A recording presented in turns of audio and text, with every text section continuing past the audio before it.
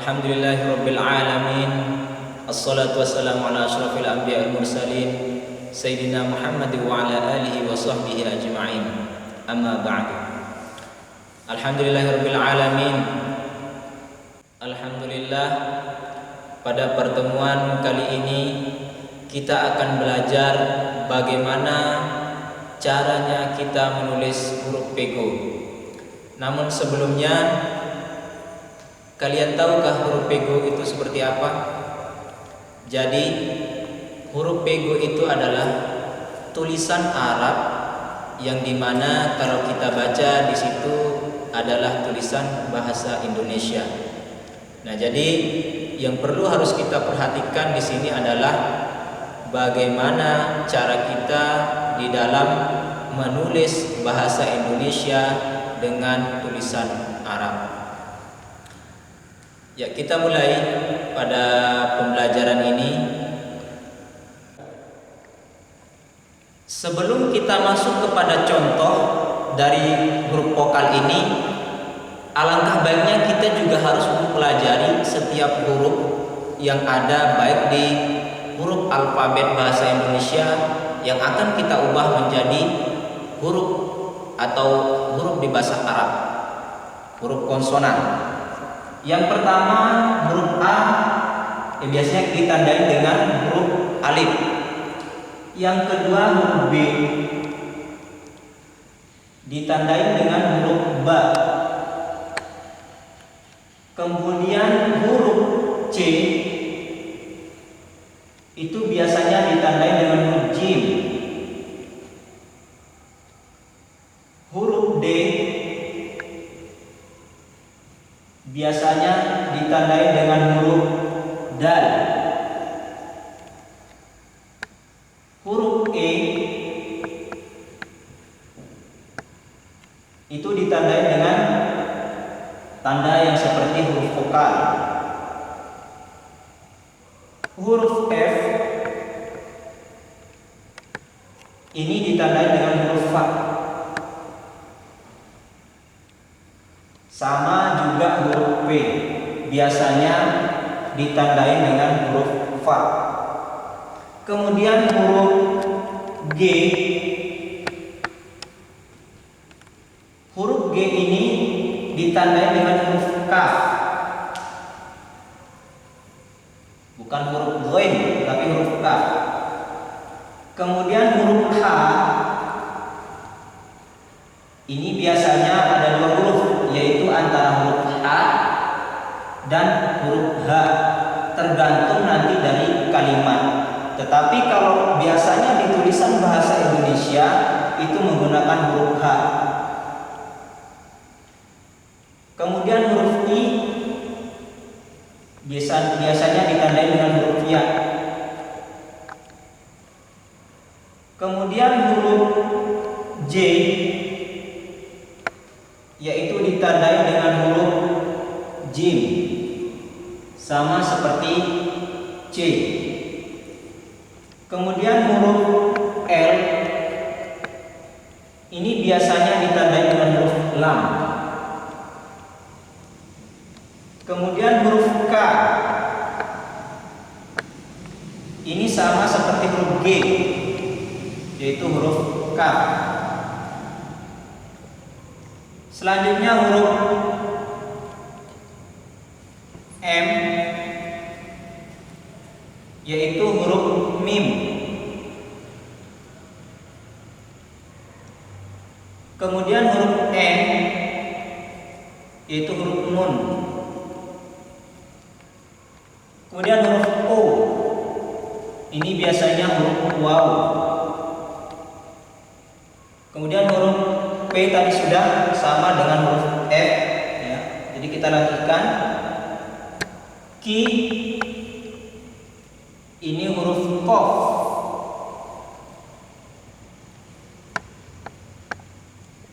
R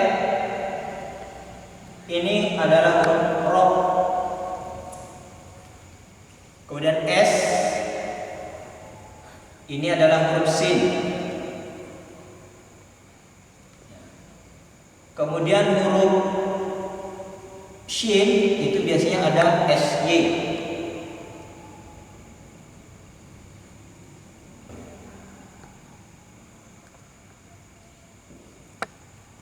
Yaitu huruf ta atau huruf tok, tergantung kalimat pada yang akan kita buat. Biasanya kalau bahasa Indonesia itu dengan ta, kalau bahasa Arab itu biasanya dengan to. Ada TH, kalau TH ini berarti to. Ada juga TS, ini biasanya fa yang tipis. Kemudian U, yaitu huruf waw. Kemudian V, sama seperti huruf fa.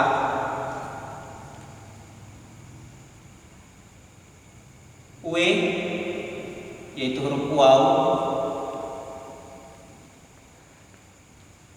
X, nah ini jarang kalimat yang kita temukan pakai X ini ya.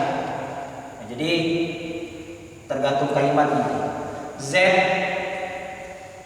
yaitu zai. Kalau Z dengan H itu biasanya dho.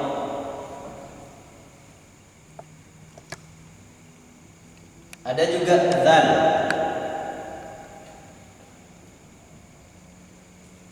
yang apabila ditulis itu biasanya ada titik di bawah Z, itu dzal yang tipis. Nah, ini perlu kita ketahui, selain mengenal huruf-huruf konsonan ini, selain daripada huruf vokal, kita juga harus bisa mengetahui huruf-huruf yang bisa disambung apabila berada di tengah, apabila berada di akhir, dan juga apabila berada di awal kalimat atau di awal kata. Itu harus bisa kita buat. Jangan sampai yang huruf yang bisa disambung di awal, di tengah, dan di akhir kita tidak sambungkan. Terkecuali apabila berada beda kalimat atau beda kata. Contohnya di dalam bahasa Arab pun demikian. Pada lafaz Bismillahirrahmanirrahim itu ada huruf yang bisa disambung, tetapi karena beda huruf kalimat atau beda kata tidak boleh disambung seperti itu. Lanjut, kita akan membuat contoh pada kalimat berupa huruf vokal dan huruf konsonan dengan menggunakan contoh kalimat bahasa Indonesia, bukan bahasa Arab, karena kita lagi belajar bagaimana belajar bahasa Indonesia yang ditulis dengan bahasa Arab atau tulisan Arab.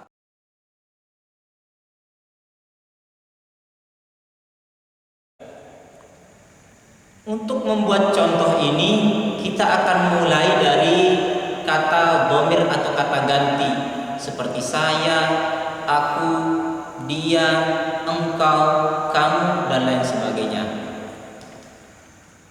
Kalau di dalam bahasa Indonesia tulisannya saya ya seperti yang biasa kita ketahui, saya. Kita akan belajar satu kalimat. Ya. Tadi S ini ditandai dengan huruf sin. Nah, inilah huruf vokal, ada dua, yaitu berada di tengah dan di akhir, yaitu huruf alif, huruf ya, dan huruf alif.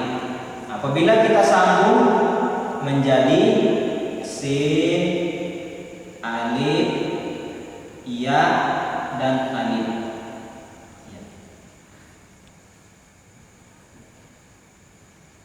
Saya. Kemudian kata ganti lainnya adalah kamu.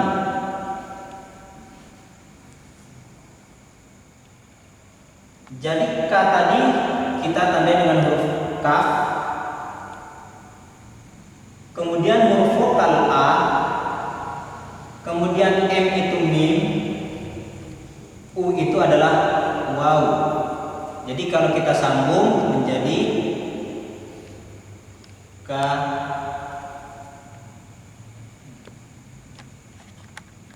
Nah, ini dalam satu kalimat atau satu kata. Bagaimana kalau misalkan kita tambah 2 kata, 3 kata, dan seterusnya?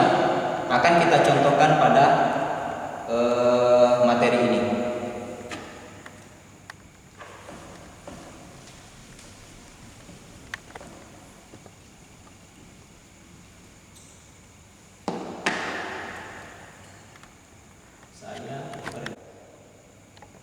Kita akan mencari contoh dalam bentuk kalimat yang banyak.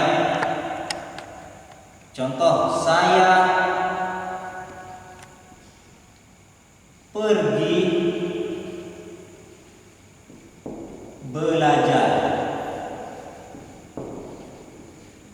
Di sini ada 3 kata atau 3 kalimat, saya pergi belajar.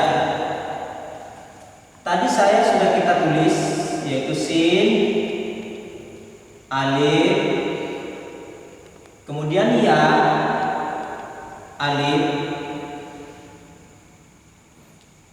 pergi, P-nya ditandai dengan huruf fa, kemudian huruf E tadi, huruf vokal tadi adalah ditandai dengan tanda ini, kemudian R itu ro, G ini ditandai dengan huruf kaf, kemudian I adalah huruf ya. Belajar, B-nya itu huruf ba, kemudian E atau E-nya ditandai dengan ini, kemudian lam,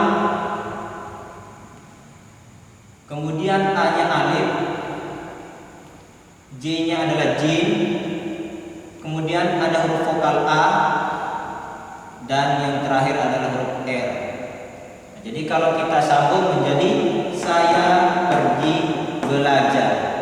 Nada yang saya sampaikan tadi adalah harus memperhatikan huruf-huruf yang bisa disambung dan huruf yang tidak bisa disambung. Contoh, iya dengan ba ini bisa disambung, tetapi karena dia beda kalimat maka tidak disambung. Kalau disambung kita akan susah membacanya. Contoh, kalau disambung,